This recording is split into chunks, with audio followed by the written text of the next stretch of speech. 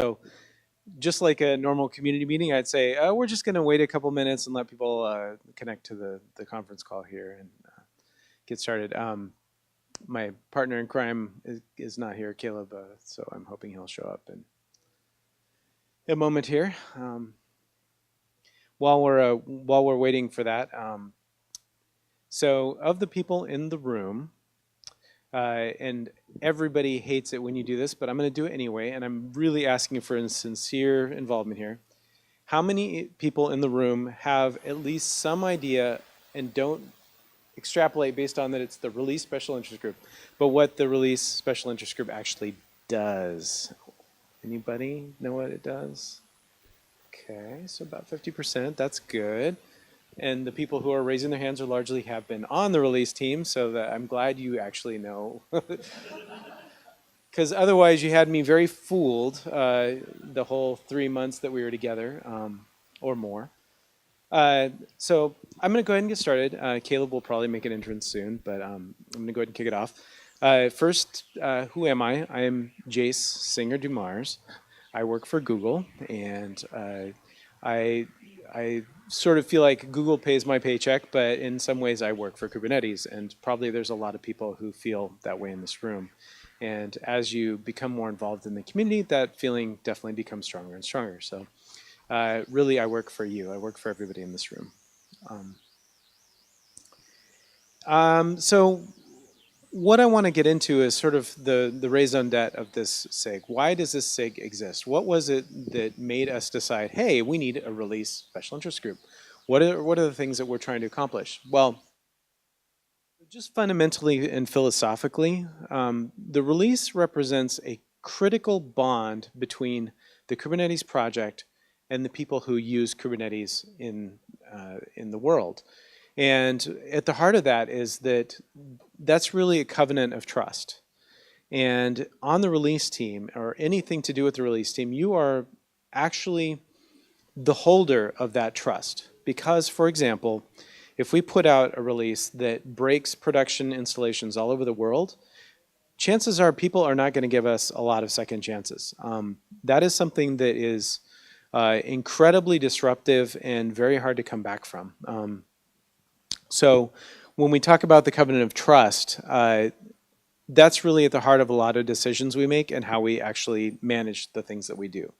So we'll talk about that more in detail, but another core thing that we want to do, our why, is that we want to continue looking at the release process as a holistic thing and look at how we do that over time. And I'm good on this slide, but that's your mic. So, Caleb, do you want to introduce yourself? Sorry, I was just at the diversity lunch. I'm Caleb Miles. I'm a technical program manager at Google working on Kubernetes Engine. Cool. Yeah, so let's talk about some of these words here and what they really mean for us. Our why is really reflected in these values. These are something that we're codifying right now in terms of our SIG charter that is going to be drafted and hopefully encompass more of an expository section about what these really mean to us and how that we carry these things out in the community. So yeah, I'll start with trust and then I'll hand it off to you for consistency. It's all right. So trust really is, as like I said before, is about providing an assurance within the community to the people who consume Kubernetes. And that trust is something that we maintain at the highest level. So generally speaking, people, when they think about Kubernetes releases, they think of those as being very high quality. Very rarely do we have to immediately put out a patch release to repair some critical security defect or other performance defects. Just as far as open source projects go, I believe we have a really, really solid reputation in that. And that is something that is important for us to continue and to maintain. So. And consistency, I mean, the Kubernetes community is huge. There are over 1,000 contributors. There are a bunch of interested active companies. And making sure that we are able to have a process that allows people to depend on the releases being high quality, and that they come out as close as we can to when we started the process. That we're within generally a week of a date that's picked 3 months ahead, I think for a project this size is amazing. And that's due to all the amazing hard work, people just picking up and stopping what they were doing to help make the each release a success. Yeah, and so dovetailing on that quality, we take a lot of assurances in our process to to really watch signal to make sure that we are testing properly, that if something comes out of the blue and is an area of concern, that it gets addressed. So quality is definitely one of those key things for us to monitor and maintain through the. Yeah, and riffing on transparency. So Kubernetes is a project that started at Google, inspired by Google technology for, running websites all over the world. And it has been and continues to be a challenge to move all of our work into the open. We have really tried to widen the community beyond just Google. We don't want to be, the elephant in the room just stepping on everyone else, and making sure that why we do things and what we do, what are the roles, are located in a place that's discoverable is ongoing work. Trying to check everything into Git is hard, but we, try that more and more. And rather than having information refrigerators, we really try to have information radiators. Excellent. And so in order to keep doing all this better, we have a series of things that we do for continuous improvement. The largest thing that we do is a release level retrospective. And there were some sort of ad hoc ones that started around 1.1.1.2. 1.3 was where we really, as a community, rallied around and said, hey, this is something that's important and meaningful, and we need to really drive this in a way that has a lot of visibility. So for the 1.3 retrospective, we actually took over the Kubernetes community meeting and did it at that time. That was one of my first contributions to the project, was to run that retrospective. And let me tell you, I was scared out of my mind to do it. You did a great job. Well, thanks. I survived, and that's one of those things that is just as a learning in this community, is that if there's something you feel like is missing, and it doesn't necessarily have to be code, you can walk into any particular gap or thing that you see that needs help and just offer to help. Raise your hand and say, hey, I know something about this. I would love to make this better. This is a community that embraces that. This is a community that's open to any contribution. So that's how we continuously improve. Having new people come into the process is another way that we do that. So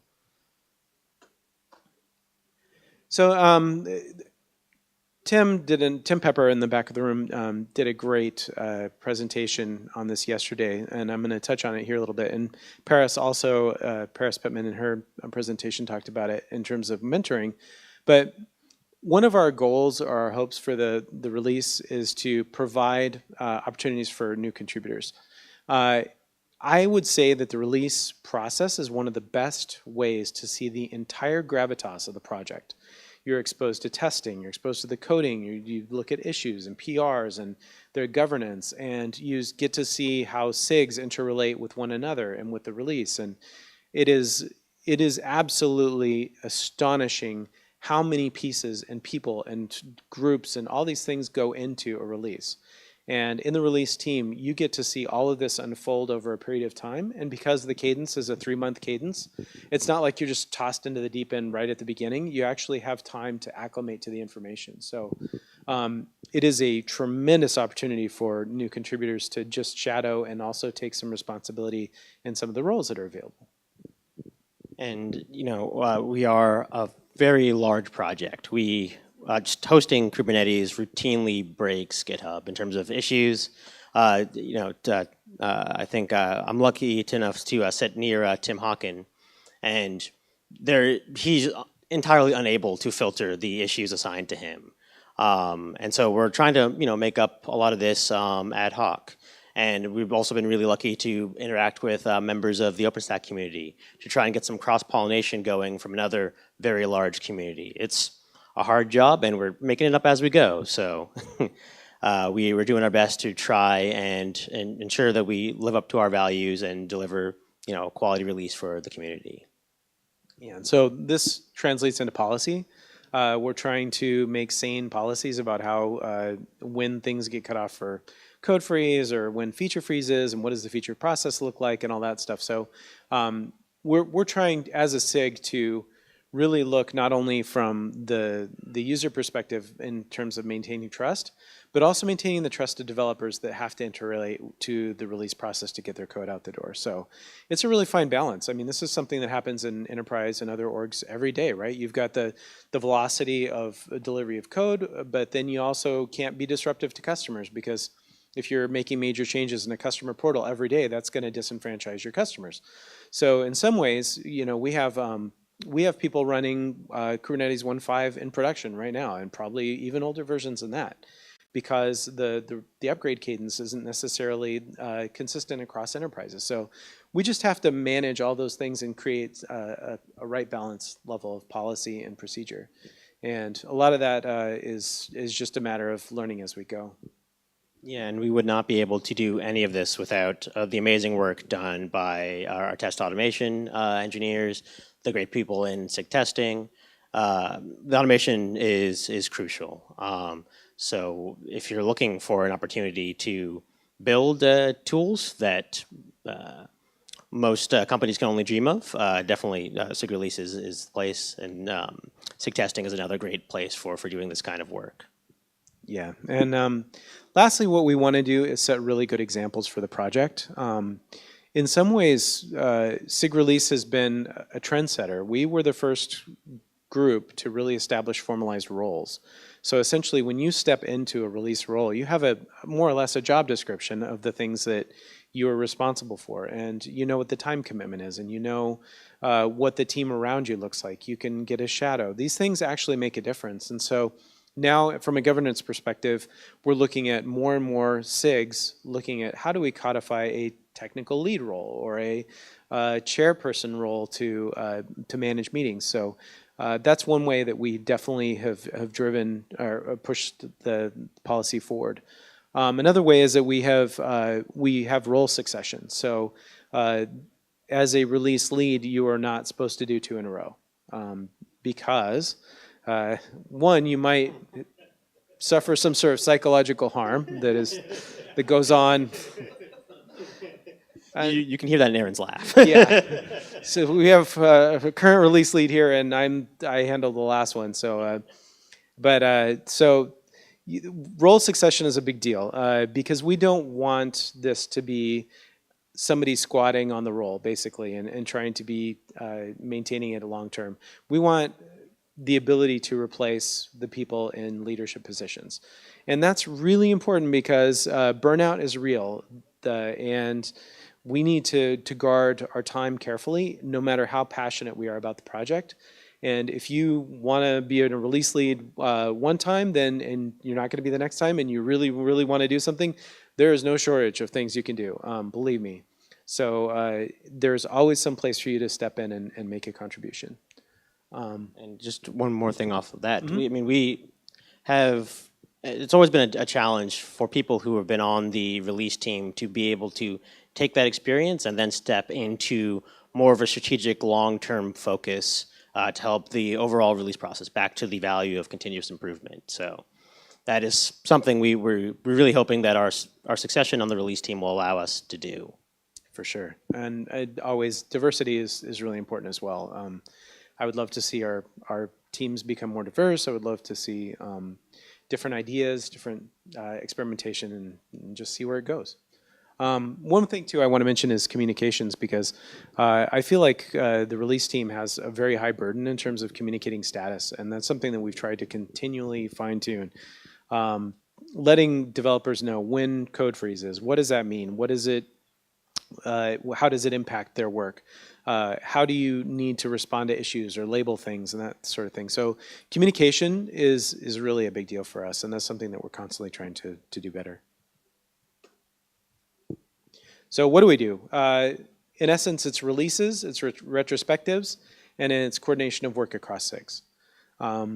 And again, it seems self-evident, but each of these things have a lot of nuance around them in terms of the way we try and carry these out.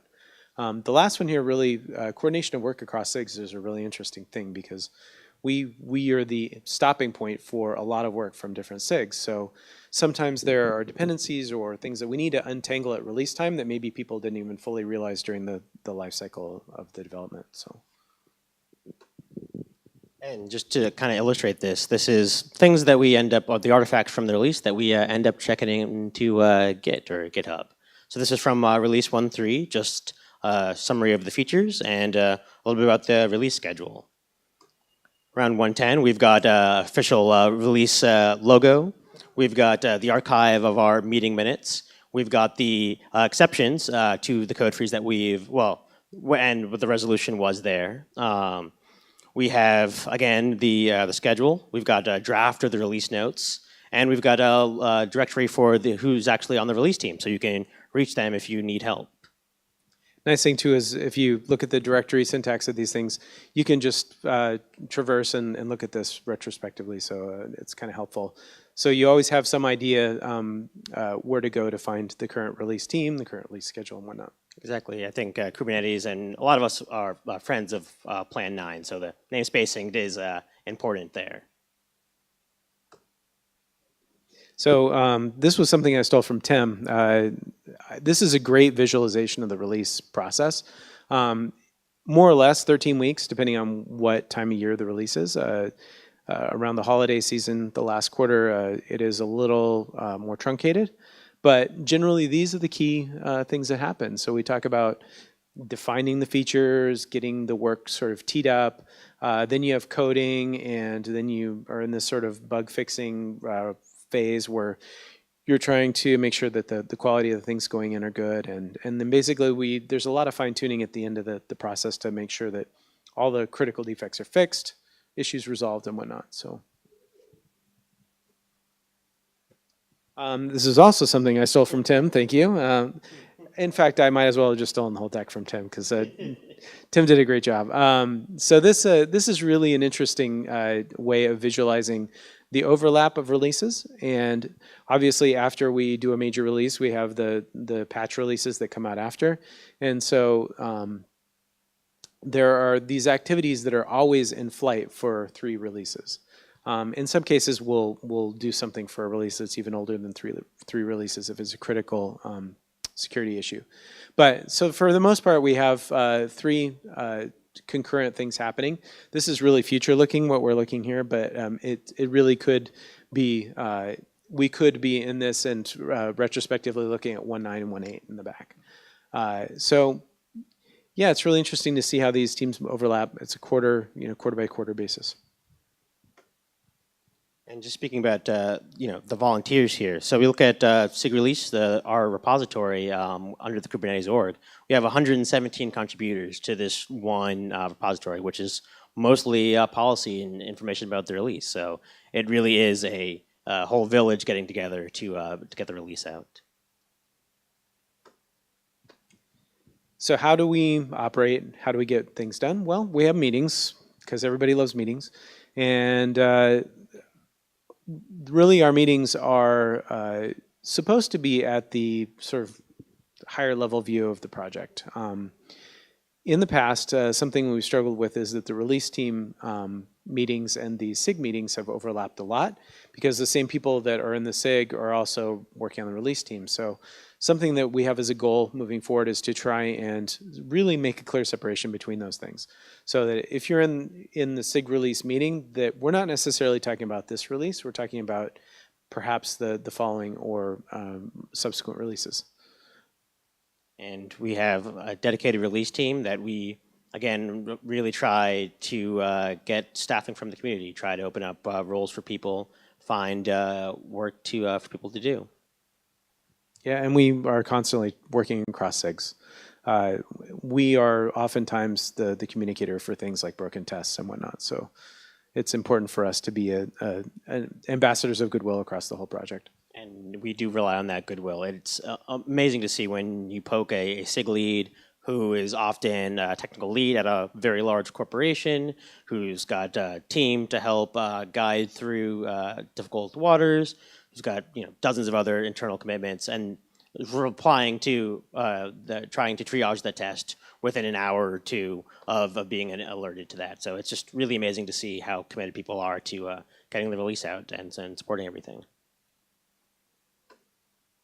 So this is a little bit about the role definition. So in the beginning, we had a wiki. So we no longer have this wiki, so I had to go back into the Wayback Machine. Yeah. Thanks to Aaron for helping with that.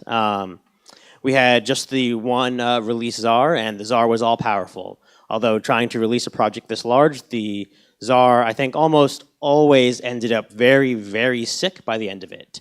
It was a lot of work for just a single human being to carry on their shoulders. Starting, we have this better team definition. We really expanded out. You can notice that there's no czar there. So we've got well-defined roles and where people can be reached. And in 110, the number of defined roles, like, it barely fits on one slide. Right below, we had to cut off actually the CI robot that does a lot of the heavy lifting for us now. And now we see the shadow roles talking again about that secession. So getting people queued up to take over when a release lead or one of the other sub roles is done. And so these roles have, most of them, maybe all of them, have documentation. So you can go through and look in the repository and see what each of these roles does. In the case of the lead, it's, I believe, the only one that has qualifications.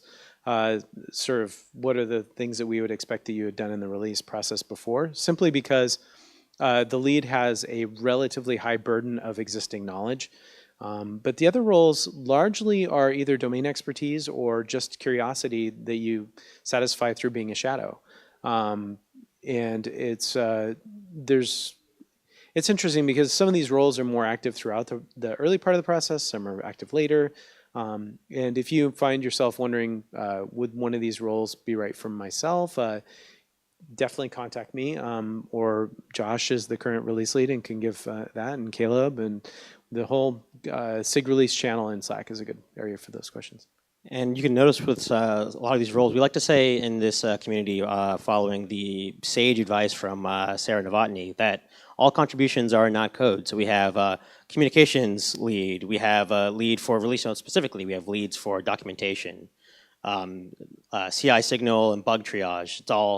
There are lots of ways you can contribute to getting a high quality Kubernetes release out, and we need people to fill all of them. So it's a great opportunity there.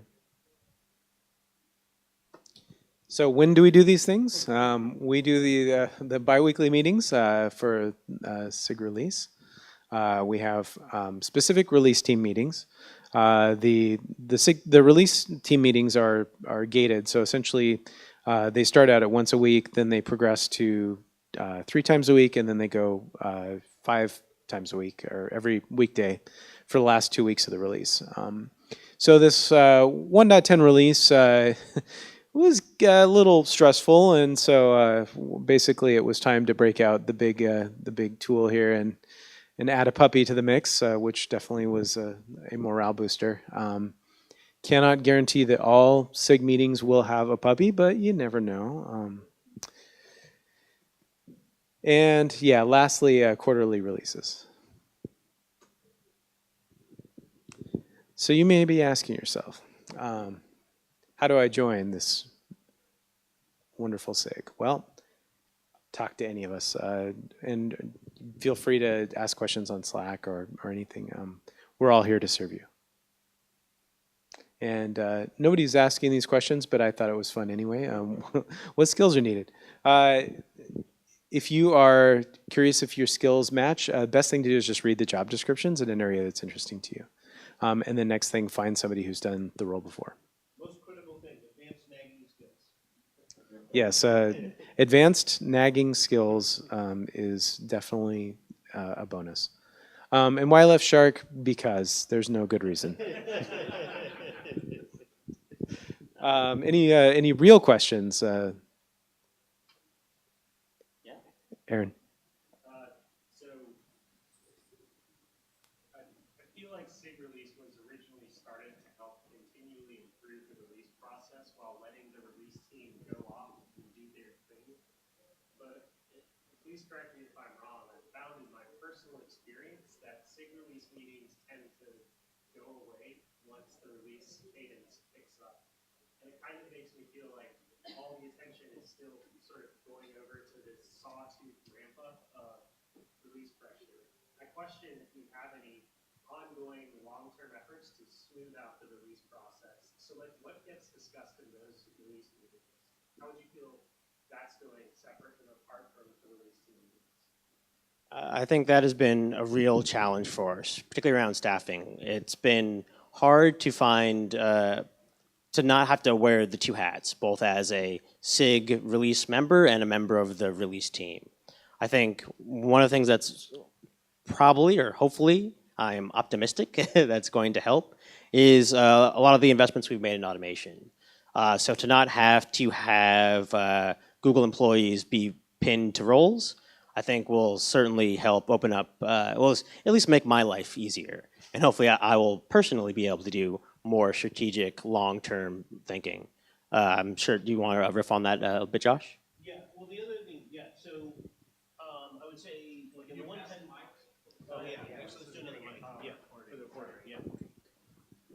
So in the 1.9 and 1.10 cycle, it was very much true that there really wasn't separate release meetings from release team meetings. That's changed kind of recently, and I think part of it is actually because of the success of the shadow system, is that, hey, suddenly we have a pool of people in the SIG release for the first time who are not involved in the current release. And we needed that because while you are on the current release team, it's hard to think beyond the release date. And so you need people who are not on the current cycle to be thinking beyond the current release date at that time. And so just recently in the last couple of weeks, we actually had separate release team meetings that were strictly about discussing long-term plans for things. Bring in the mic. Got it? So question about actual long-term plans is I heard there will be repo split and cloud scenes will go in separate binaries. What is the plan for 1.11 release and 1.12 probably release? So the cloud provider split out is probably not going to be past beta, I don't think, for 1.12. Is that right? So there won't necessarily be a material impact there. The longer term of that is that there will be a period of time where both the in-tree provider exists and the out-of-tree provider exists at the same time. That's going to present some relatively interesting challenges for the cloud providers to manage that. But as far as I know, there's really no good way to do that and not have, or to remain positive with skew testing. So I don't think that's fully vetted yet about how that's going to look. You can just repeat the question. Okay. Are we going to be doing quarterly releases forever, or are we going to change the schedule at some point? Well, that seems it could go either way. Oh yes, repeating the question was: are we going to continue doing quarterly releases, or will there be some other cadence? I think that is hard. There is pressure on both sides. As a developer, I used to be an engineer at Pivotal, where we think it's very important to have short, frequent releases in order to de-risk each individual release. At the same time, Kubernetes has seen incredible adoption in the enterprise. When Jaice was mentioning that a lot of enterprises are still trailing behind the latest release, and yeah, I think it could go either way. Yeah, and this is my personal take on it, is that I think we need to trend toward more releases than less, simply because there are a lot of human aspects of the release process still, and when release stretches on, that actually amplifies the human aspects of it quite a bit. So it's one of those things where we have a lot of discussion to have around that, and probably that would be a great topic for a SIG release meeting as opposed to a release team meeting. So these are the kind of things that we need to queue up. Things like assurances around the binaries that we provide, or how do we make sure that things that get vendored in are core dependencies, like we're going to be using kubedns, like how do we ensure that we've got a version of that we know isn't going to break, or so there's all these things that we need to really go through and untangle, and that is our job, and that's something we want to do.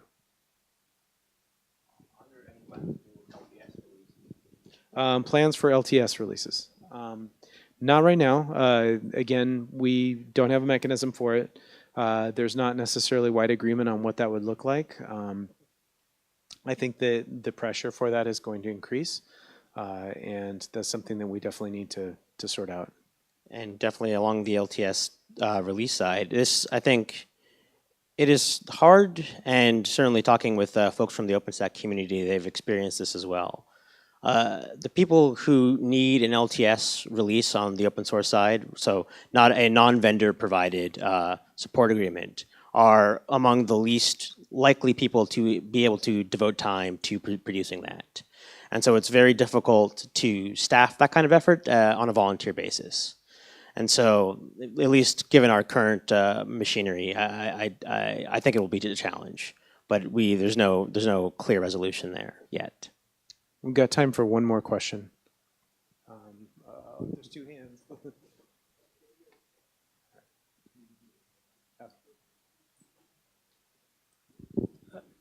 So you talked about the process of getting new features in. What about things that go out, deprecations? Is that under the remit of the release team? How do you do it? So deprecations are treated just like features. They're just pulled out of the code. So we don't really necessarily treat it any differently. Yeah, and the specific deprecation or stability policies are governed by SIG architecture. So they set the rules of the road, and we treat all code submissions the same that way. Right. But there's obviously often there'll be extra notifications in the release notes, for example, when major deprecations happen. Get involved. There's the contact info for us. This slide will be up, or the slide deck will be up on Sched. Thank you so very much for taking an interest in this, and I hope to see many of you on release teams in the future.